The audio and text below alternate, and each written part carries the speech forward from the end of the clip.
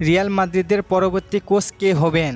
বর্তমান coach Alvaro Arbeloa খুব একটা ভালো পারফরমেন্স করতে পারেনি এবং ক্লাব তাকে সরানোর কথা সিরিয়াসলি ভাবছে। 2026 মৌসুমে ট্রফি না পাওয়ার কারণে প্রেসিডেন্ট পেরেজ নতুন কোচ আনতে চাইছেন। জুর্গেন ক্লুপ তাকে রিয়ালের অন্যতম প্রধান টার্গেট ধরা হচ্ছে, কিন্তু সমস্যা হলো তিনি এখনও কোচিংয়ে পুরোপুরি ফিরতে রাজি কিনা সন্দেহ আছে। এমনকি অন্য জাতীয় দলের চাকরিও তার সামনে অপশন হিসেবে আছে। চান্স আছে কিন্তু নিশ্চিত না। দিদিয়ার দেশম, তার নাম শর্ট লিস্টে আছে, অভিজ্ঞতা ও ট্রফি আছে, বিশ্বকাপ জয়, কিন্তু তিনি ক্লাব ফুটবলে অনেক দিন কাজ করেননি। তবে 2026 বিশ্বকাপের পরে জিনেদিন জিদান ফ্রান্সের কোচ হয়, দিদিয়ার দেশম সেখান থেকে সরে আসবেন। জোসে মরিনহো, তিনি আবার রিয়ালে ফিরতে আগ্রহী, শর্ট লিস্টে তার নামও আছেন। তার কন্ট্রাক্ট এবং ক্লোজ আছে, যে চাইলেও ছাড়তে পারবেন। অনেকেই মনে করেন তিনি এখন আগের মতো টপ ফর্মে নেই। সব মিলিয়ে কোচ নিয়ে বেশ চাপের মধ্যে আছেন রিয়াল মাদ্রিদ। রিয়াল মাদ্রিদ এখন একেবারেই ম্যানেজার রেভুলেশনের শেষ মোড়ে।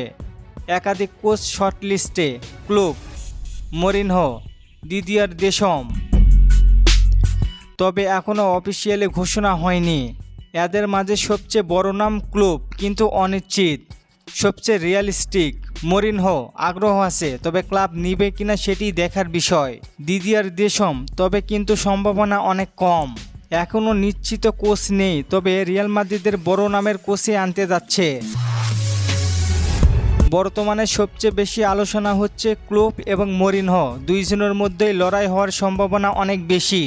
আপনাদের মতে এই দুইজনের মধ্যে কাকে রিয়াল মাদ্রিদের কোচ করা উচিত? জানিয়ে দিন আপনার মূল্যবান মতামত। আর চলেন আপনাদের কমেন্টগুলো দেখে আসি। তন্ময় ভাই প্রশ্ন করেছেন, এডার মিলিতাও কি বিশ্বকাপ খেলতে পারবে?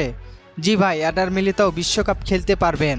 রোহান ভাই প্রশ্ন করেছেন, পেদ্রোকে বাদ দেওয়া উচিত, এখন পর্যন্ত সে কোনো গোলই করতে পারেনি। ভাই, কার্লো আনচেলত্তি তার মধ্যে কিছু একটা পেয়েছে, তাই বারবার তাকে কল আপ করেন। মোহিত ভাই প্রশ্ন করেছেন, লুকাস পাকুয়েতা কি বিশ্বকাপ খেলবে? ভাই, সম্ভাবনা রয়েছে। ধন্যবাদ সবাইকে প্রশ্ন করার জন্য। আর ফুটবলকে নিয়ে নতুন কোনো প্রশ্ন থাকলে করতে পারেন, পরবর্তী ভিডিওতে রিপ্লাই করব। ধন্যবাদ।